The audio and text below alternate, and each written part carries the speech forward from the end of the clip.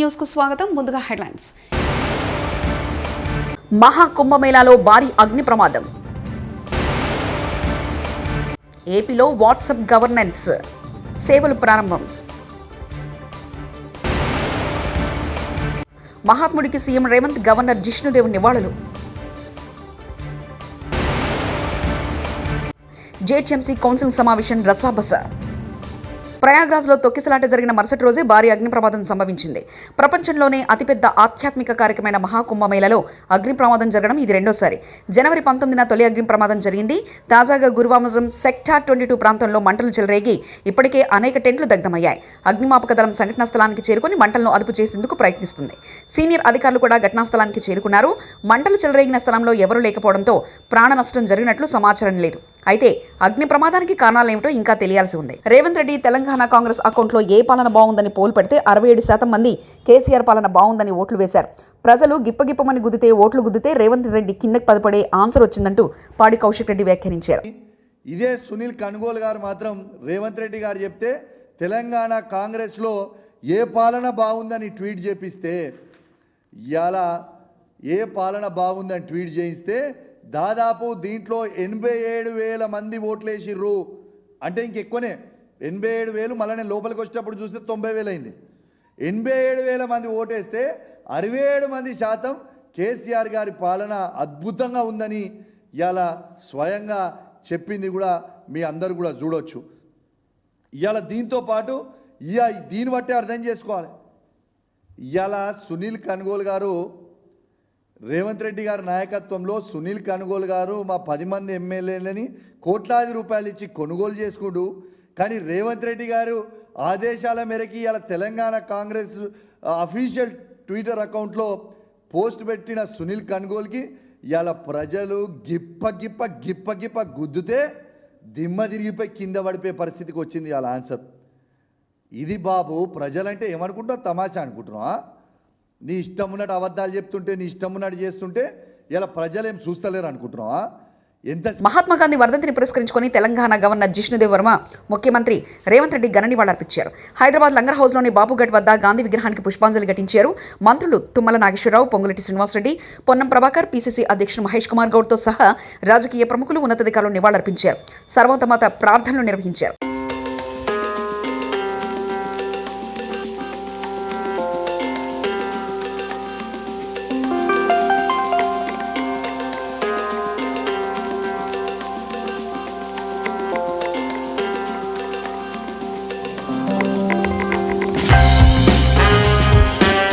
Amaravati AP రాష్ట్ర ప్రభుత్వం పౌర సేవలు అందించేందుకు ప్రజల నుంచి వినతులు స్వీకరించేందుకు, వారికి అవసరమైన సమాచారాన్ని చేరవేసేందుకు వీలుగా వాట్సాప్ పరిపాలన, వాట్సాప్ గవర్నెన్స్కు శ్రీకారం చుట్టింది. మంత్రి నారా లోకేష్ ఉండవల్లి నుంచి ఈ కార్యక్రమాన్ని ప్రారంభించారు. ఇందులో తొలి దశలో మొత్తం 161 రకాల పౌర సేవలు అందిస్తున్నారు. రెండో విడత మరిన్ని సేవలను అందుబాటులోకి తీసుకురానున్నారు.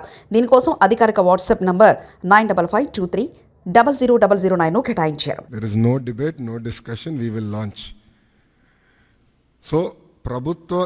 ప్రజలకి ప్రభుత్వం మధ్యన ఇదొక ప్లాట్ఫామ్గా ఏర్పాటు చేసి రియల్ టైం సర్టిఫికేట్స్ వాళ్ళకి డెలివర్ చేసే బాధ్యత మన ప్రభుత్వం తీసుకుంటుంది. దాంట్లో భాగంగా మీరు చూస్తే నేను కూడా మా టీంని పదే అడిగింది. ఇక్కడ సర్టిఫికేట్స్ కూడా మేము ఇష్యూ చేసినప్పుడు దానిపైన స్పెసిఫిక్ క్యూఆర్ కోడ్ ఉంటుంది. ఎందుకంటే మీరు ఆథెంటిసిటీ గురించి మీరు అడుగుతారు, నాకు తెలుసు, అందుకే ముందలే ప్రియం చేస్తున్నా. క్యూఆర్ కోడ్ అనేది ప్రతి సర్టిఫికేట్ పైన ఉంటుంది. ఆ క్యూఆర్ కోడ్ స్కాన్ చేస్తే ఏపీ గవర్నమెంట్ వెబ్సైట్కి లింక్ వెళ్తుంది. ఆ ఏపీ గవర్నమెంట్ వెబ్సైట్ పైన క్లియర్గా సర్టిఫికేట్ పైన ఉండాల్సిన పేరేంటి, వివరాలేంటి వెబ్సైట్ పైన కనపడుతుంది. సో ఎవరు ఫేక్ సర్టిఫికేట్లు జనరేట్ చేసేదానికి అవకాశం ఉండదు. అది బ్లాక్ చైన్ పైన కూడా తీసుకురావాలని మేము నిర్ణయం తీసుకున్నాం. అది కూడా త్వరలో రిలీజ్ చేస్తాం. సో ఇప్పుడు మీరు చూస్తే ఈ సర్వీసెస్ అన్నీ ఒక పక్కన రెవెన్యూ సర్వీసెస్, రెండో పక్కన మున్సిపల్ సర్వీసెస్, మూడోది ఎండోమెంట్. అంటే దేవాలయాల్లో కూడా టీటీడీ మినహా అన్ని దేవాలయాలు వచ్చినాయి. రెండో విడతలో టీటీడీ కూడా ఈ సర్వీసెస్లోకి వస్తుంది. దేవుడు ఆశీస్సులు ఉంటే ఈ సర్వీసులోకి వస్తుంది. అంతేకాకుండా ఇప్పుడు సెలెక్షన్ నంబర్కి వెళ్ళి సెలెక్షన్ ఉంటుంది, మీరు సెలెక్ట్ చేయాలి. నెక్స్ట్ ఫేజ్లో ఏఐ బాట్ మేము అమలు చేస్తాం. సింపుల్గా మీరు వెళ్ళి నాకు బస్ టికెట్ ఈ ఊరు నుంచి ఈ ఊరికి రావాలంటే సింపుల్గా డన్, ఇది ప్రైస్, మీరు డబ్బులు కట్టండి bus ticket will be issue. అట్లా ఏఐ బాట్ పెట్టాలని మేము నిర్ణయం తీసుకున్నాం. 2వ విడతలో చేద్దాం అనుకున్నాం. అంతేకాకుండా వాయిస్ కూడా, అంటే ఇంగ్లీషే కాకుండా తెలుగు భాషలో కూడా డైరెక్ట్గా చెప్తే సిస్టమ్ రెస్పాండ్ అయ్యే విధంగా చేయాలని మేము నిర్ణయం తీసుకున్నాం. 40,000 కోట్లు ఇసుక దందా చేశానని ఆరోపించిన పవన్ కళ్యాణ్ ఇప్పటివరకు చర్యలెందుకు తీసుకోలేదు?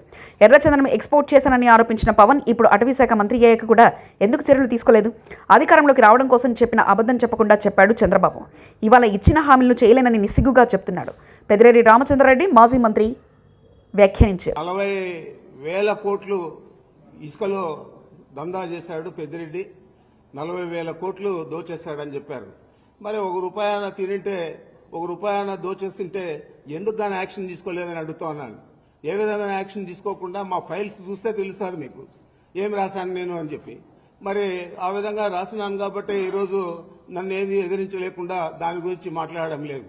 ఇదే పెద్ద మనిషి ఆ రోజు ఎన్నికల్లోనే నేను రెడ్ శాండిల్ అంతా కూడా ఎక్స్పోర్ట్ చేశాను, ఆయన చేసిందంతా కూడా నేపాల్లో పట్టుబడింది, దాని మీద మేము అధికారంలోకి వస్తానే చర్యలు తీసుకుంటానని చెప్పాడు ఇదే పవన్ కళ్యాణ్ గారు. మరి నువ్వు ఫారెస్ట్ మంత్రి అయ్యావు, ఉప ముఖ్యమంత్రి అయ్యావు, మరి నేపాల్కి పోయి ఎందుకు గాను అక్కడ ఉన్న రెడ్ శాండిల్ తెచ్చి నేను చేస్తుంటే నా మీద ఎందుకు యాక్షన్ తీసుకోలేదని అడుగుతా ఉన్నాను. ఏది కూడా లేకుండా ఒక వ్యక్తిత్వ హననాన్ని చేపట్టే విధంగా ఈ ప్రభుత్వంలో ఉన్న పెద్ద మనుషులందరూ కూడా పనిచేస్తా ఉన్నారు. ఈ రాష్ట్ర ప్రజలందరూ కూడా గమనించాలని నేను కోరుతా ఉన్నాను. మీ అందరికీ తెలుసు, మదనపల్లిలో ఏదో జరిగిపోయిందని చెప్పి చంద్రబాబు ఆ రోజు ఆయనకంతా కూడా డైవర్షన్ పాలిటిక్స్, ఇక్కడ చిన్నది వాళ్ళకి వ్యతిరేకంగా వస్తే మమ్మల్ని అందరినీ ఇంకా వ్యతిరేకంగా చూపించే పరిస్థితి. ఆ విధంగా ఆ రోజు ఒక డీజీపీ గారిని జేహెచ్ఎంసీ సమావేశం నుంచి బీఆర్ఎస్ కార్పొరేట్లను సస్పెండ్ చేశారు మేయర్ గద్వాల విజయలక్ష్మి. బీఆర్ఎస్ కార్పొరేట్లను అరెస్ట్ చేశారు పోలీసులు. హైదరాబాద్ నగరాభివృద్ధి కోసం బీఆర్ఎస్ కార్పొరేట్లు నిధులు ఇవ్వాలని అడిగితే అక్రమ అరెస్ట్ చేశారంటూ ఖండించారు మాజీ మంత్రులు కేటీఆర్, హరీష్ రావు. అరెస్ట్ చేసిన వారిని వెంటనే విడుదల చేయాలంటూ డిమాండ్ చేశారు.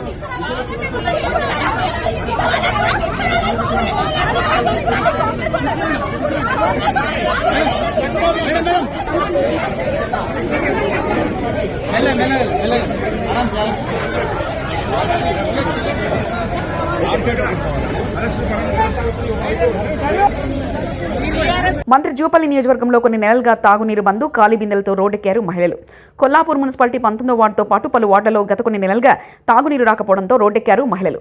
ఖాళీ బిందెలతో కొల్లాపూర్ మున్సిపల్ ఆఫీస్ ముందు మహిళలు నిరసన చేపట్టారు. అధికారులు పట్టించుకొని త్రాగునీరు అందించాలని డిమాండ్ చేశారు.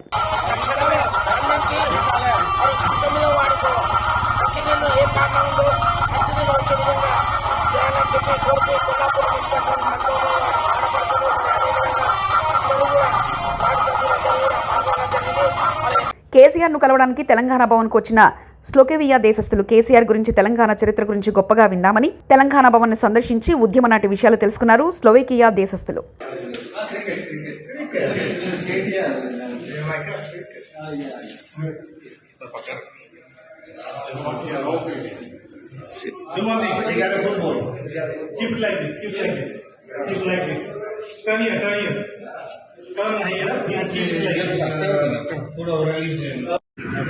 Amazing. Thank you so much. Nice to meet you. Thank you. Thank you much. Thank you, gentlemen. Thank you. ఏం రాసినా చెల్లుతుంది, ఏం చెప్పినా నడుస్తుందని ఈనాడు భ్రమపడుతుంది. గత కొన్ని రోజుల నుంచి పెద్దిరెడ్డి రామచంద్రారెడ్డి గారిపై పనగట్టుకుని దుష్ప్రచారం చేస్తుంది. కూటమి ప్రభుత్వం అసమర్థతని కప్పిపుచ్చుతూ ప్రజల్ని తప్పుదోవ పట్టించడానికే తప్పుడు కథనాల్ని రాస్తుందంటూ భూమన కరుణాకర్ రెడ్డి వైఎస్ఆర్సీపీ అధికార ప్రతినిధి వ్యాఖ్యానించారు. నిజంగా చూపించటం కోసమని పతాక శీర్షికలలో వెయ్యటమే కాకుండా దాన్ని తెలుగుదేశం పార్టీ ప్రభుత్వానికి పూర్తిగా ఏదో గొప్ప విషయాలన్నింటినీ కూడా అందజేస్తున్నట్టుగా రాసి పనిగట్టుకొని గత కొద్ది కాలంగా ఆయన మీద ఆ పత్రిక విషప్రచారం చేస్తూనే ఉన్నది. రామచంద్రారెడ్డి గారు ఏ రకంగానూ కూడా అటవీ భూములను ఆక్రమించకుండా లేకపోయినప్పటికీ కూడా ఉద్దేశపూర్వకంగా మేము ఏమి రాసినా చెల్లుతుంది, మేము ఏం చెప్పినా కూడా నడుస్తుంది అన్నటువంటి ఒక గట్టి నమ్మకంతో ఆయన మీద ఉన్నటువంటి కోపము దుగ్ధతోటి వైఎస్ఆర్ కాంగ్రెస్ పార్టీ మీద, జగన్మోహన్ రెడ్డి గారు మా నాయకుడి మీద, మా మీద, అందరి మీద ఈ రకంగా ప్రభుత్వం, ఈనాడు ఉన్నటువంటి ప్రభుత్వం చేయాల్సినటువంటి మంచి చేయకుండా ఇలా వైఎస్ఆర్ కాంగ్రెస్ పార్టీ పాలన అంతా కూడా అరాచకమే జరిగింది అని ఇంకా ప్రజల్ని నమ్మించాలా అనేటువంటి ప్రచారంలో భాగంగానే ఈ రకంగా రామచంద్రారెడ్డి గారి మీద ఆ విషం చిమ్మింది. రామచంద్రారెడ్డి బేసిక్ గానే ఆయన ఈ రకమైనటువంటి అరాచకాలకి, ఆక్రమణలకు పూర్తి వ్యతిరేకమైనటువంటి వ్యక్తి. వైఎస్ఆర్ కాంగ్రెస్ పార్టీలో ఒక ప్రధానమైనటువంటి భూమికను పోషిస్తున్నటువంటి వ్యక్తి. రామచంద్రారెడ్డి గారిని దెబ్బతీస్తే వైఎస్ఆర్ కాంగ్రెస్ పార్టీని మరింత దెబ్బతీయొచ్చును అనేటువంటి ఆలోచనతోనే ఈ రకమైనటువంటి కుట్రలు కూటమి ప్రభుత్వం చేస్తున్నది. ఒకవైపు కూటమి ప్రభుత్వము, మరోవైపున వీళ్లను మోసేటువంటి ఈ ప్రచార ప్రసార మాధ్యమాలు పనిగట్టుకొని ఈ రకంగా మా పార్టీ నాయకులందరి మీద ఈ విషవాయువులు చిమ్ముతూ మీరు చేయాల్సినటువంటి ప్రజలకు ఇచ్చినటువంటి వాగ్దానాలను నెరవేర్చకుండా మా మీద విషం చిమ్మి బ్రతకాలని చూస్తే ప్రజలు ఏమాత్రం కూడా హర్షించరు. రామచంద్రారెడ్డి గారు ఆ కడిగిన ముత్యంలాగా మీరు ఏ రకమైనటువంటి విచారణ చేసుకున్నా కూడా ఆయన బయటికి వస్తాడు. నిన్న ఆయన ఛాలెంజ్ కూడా చేసినారు, నేను ఏ తప్పు చేయలేదని. దానికి పూర్తి వివరణ కూడా ఇవ్వటం జరిగింది.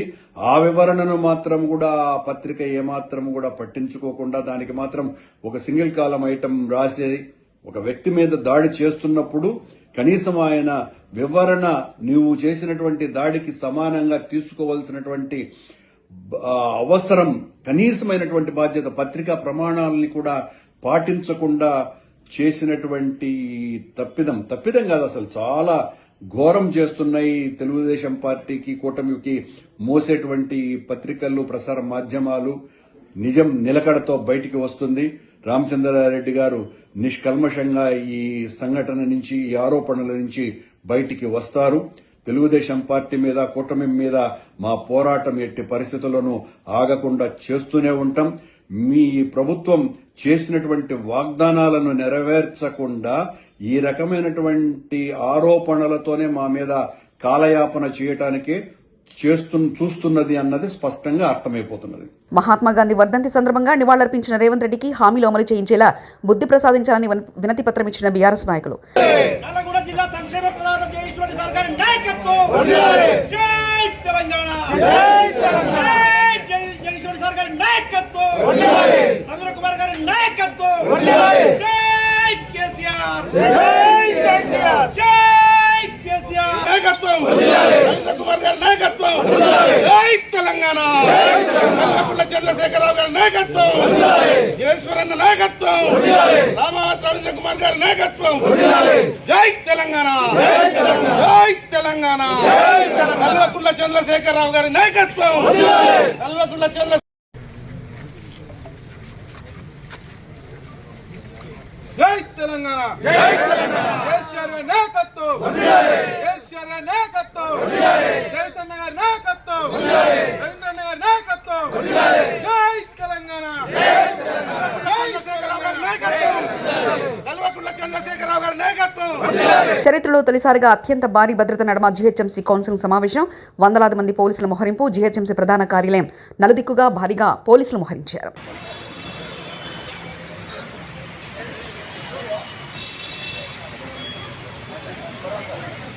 పెట్టుబడులు వచ్చాయి, పెళ్లి నిశ్చయమైంది, ఎంతమంది పిల్లలు పుడతారని అడిగితే ఏమైనా లాభం ఉంటుందా? మంత్రి శ్రీధర్ బాబు గారు చెప్పారు, నిశ్చయమైంది పెళ్లి, ఎంతమంది పిల్లలు పుడతారని అడిగితే ఏమైనా లాభం ఉంటుందా? మహాకుంభమేళాలో భారీ అగ్ని ప్రమాదం. ఏపీలో వాట్సాప్ గవర్నెన్స్ సేవలు ప్రారంభం. మహాత్ముడికి సీఎం రేవంత్, గవర్నర్ జిష్ణుదేవ్ నివాళులు. జీహెచ్ఎంసీ కౌన్సిల్ సమావేశం రసాబస. ఇవి బులెటిన్ విశేషాలు.